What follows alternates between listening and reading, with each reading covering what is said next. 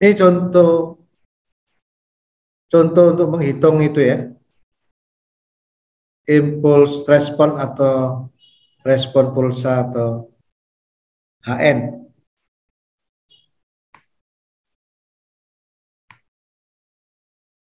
Misalnya persamaan sistemnya seperti yang diberikan di sini.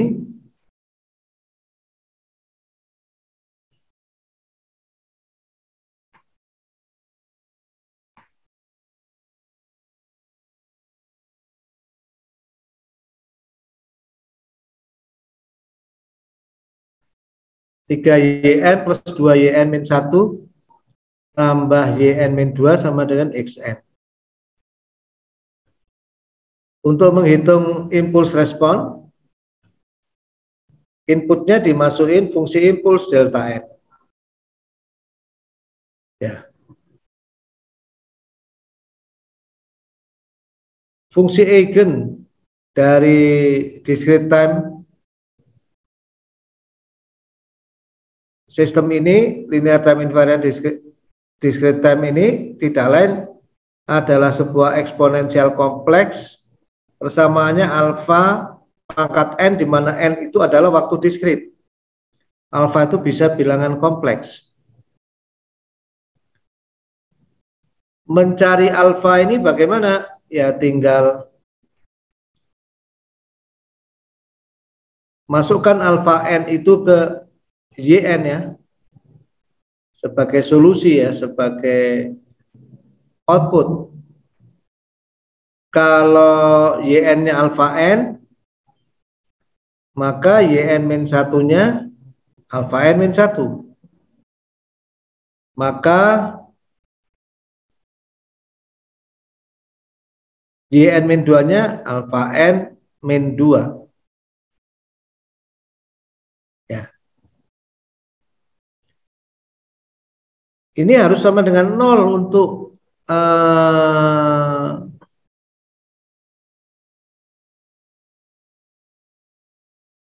kebanyakan n nanti ya.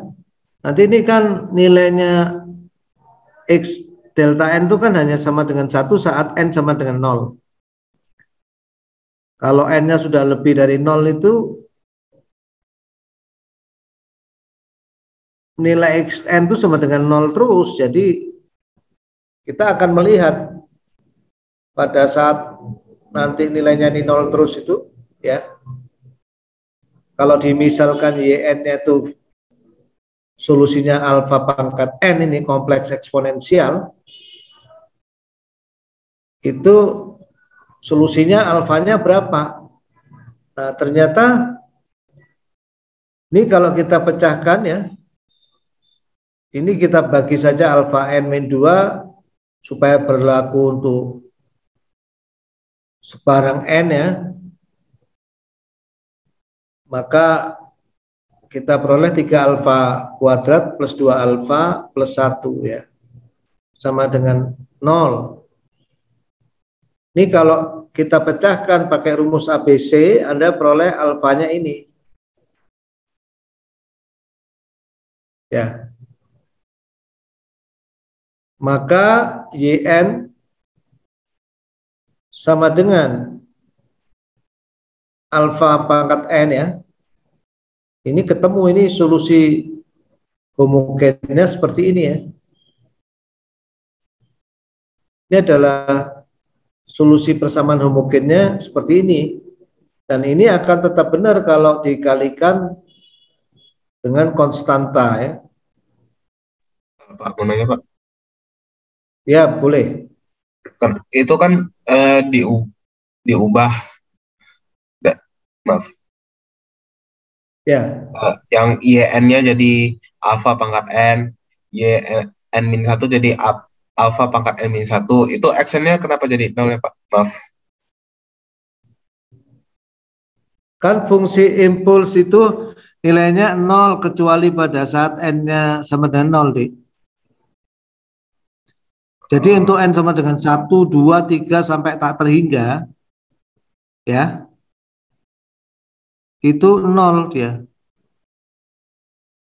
Jadi ini kalau Anda masukkan N-nya mulai dari apa namanya? Mulai dari N sama dengan 1 aja ya. Sampai tak terhingga itu pasti X-nya 0 terus itu. Itu ya deh ya. Oh, oke Pak. Kasih Pak. Karena kita sedang mencari respon impuls ya. Nah, karena ini respon impuls ya, nanti lebih tepatnya bentuk respon impulsnya itu seperti ini. Karena alfanya ini ada dua nih, ada alfa 1 sama alfa 2 ya. Terus ada konstantanya ini. K1, K2. Karena ada dua solusi plus minus ya. Jadi bentuknya seperti ini solusinya. Ya.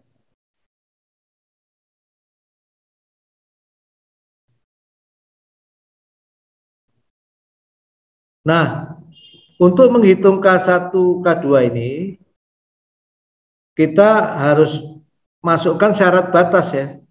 Boundary condition itu initial conditionnya N sama dengan 0.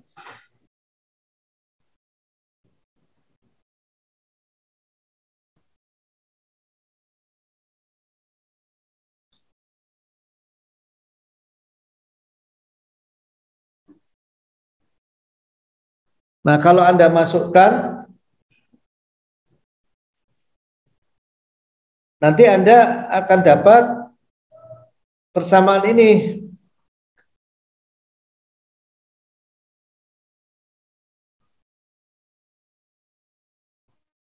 Pada saat N sama dengan 0 itu, X0-nya 1 ya.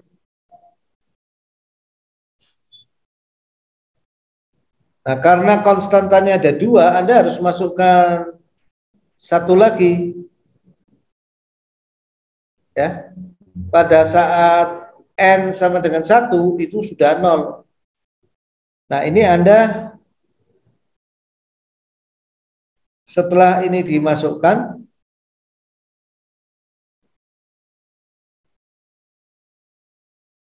dapat dua persamaan dua variabel, Anda dapat K1 dan K2 gitu. Masukkan ke sana, dapatlah HN. Untuk meyakinkan bahwa HN itu betul-betul solusi, tinggal Anda masukkan saja ke persamaan ini, benar kan? Nah, itu kira-kira ya.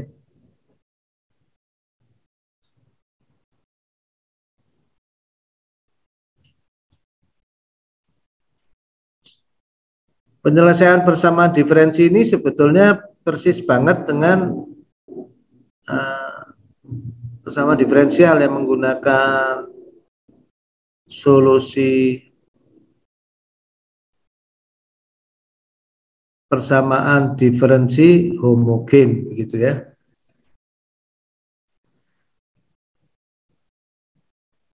Sebetulnya ketika ini ditulis homogeneous difference equation, itu sebenarnya memang by definition itu yang disebut persamaan diferensial homogen tuh ininya emang dinolkan dulu ya.